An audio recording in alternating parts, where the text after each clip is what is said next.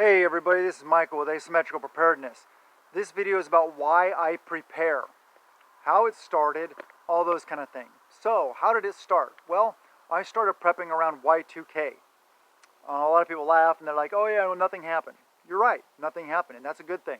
But I didn't fear the computers going down. I didn't really think that there was going to be any issue with computers and the date and all that stuff like that, where all the hype was.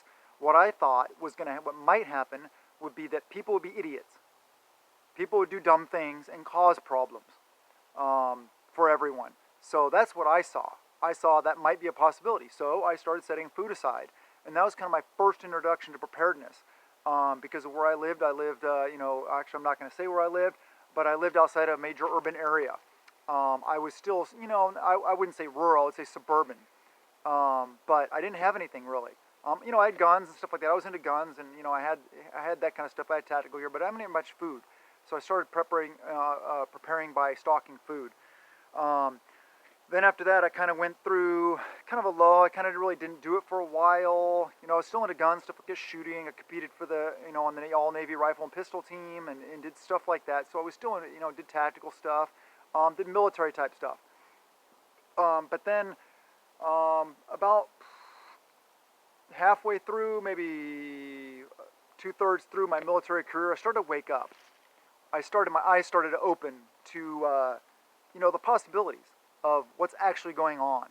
The whole gun control stuff, taking away of rights, our freedoms, all that kind of stuff. I really started waking up and knowing a lot more about being prepared and being a prepper and just the whole topic in general.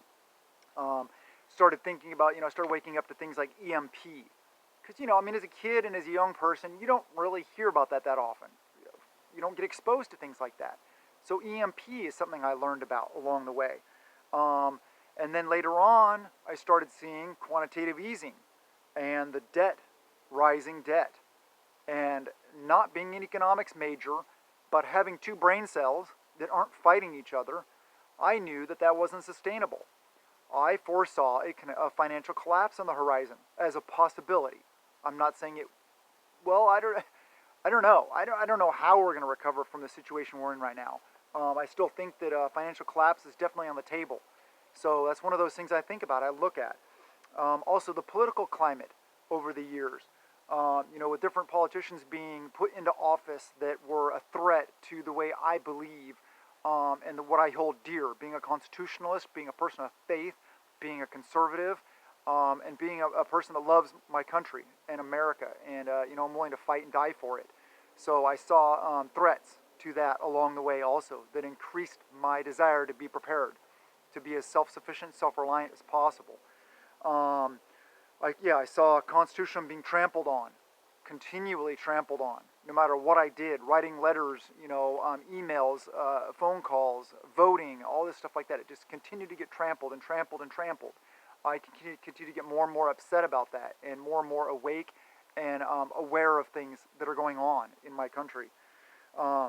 So my desire to be self-sufficient was increasing exponentially at this time. So I became more and more prepared, more food, more water, more general prepping skills, outdoor living, off-grid stuff, all this kind of stuff, buying off-grid property, having a cabin up there, a bug-out location, learning about bug-out routes, all the things that we are all learning and you guys are all learning. A lot of you already know all this stuff, but it's a process. It takes a long time. Then I also, thought about, and I saw natural disasters happening around the country and be like, okay, well, shoot, if I was prepared, I would be much better off in this situation. And where I live, here in, Northwest Washington, there's a threat of earthquakes, and there's a threat of Mount Rainier, but those are primarily the two main big things that we deal with here. And earthquakes aren't really that big of a deal from what I've seen so far. But there's a lot of other things, man-made problems, as we've seen lately also. Seattle, Portland, all that crap going on. And while growing up and maturing, and finally, later in life than I wish, finding my faith, finding my Heavenly Father, and coming unto Him. And that raised and drove my desire for charity, to be charitable to others, to give to others, to be there and be supportive of others, which increased my food preparedness and my food storage and my desire to have a lot of stuff to provide for myself, my family, my friends, my group, and others around me, my community, my neighborhood, stuff like that. Provide and protect my family. But basically what it comes down to is prepping is just an investment in your future. And that's all prepping is. It's just like investing in the stock market. It will protect you from what? From dying. I mean, that's the important thing.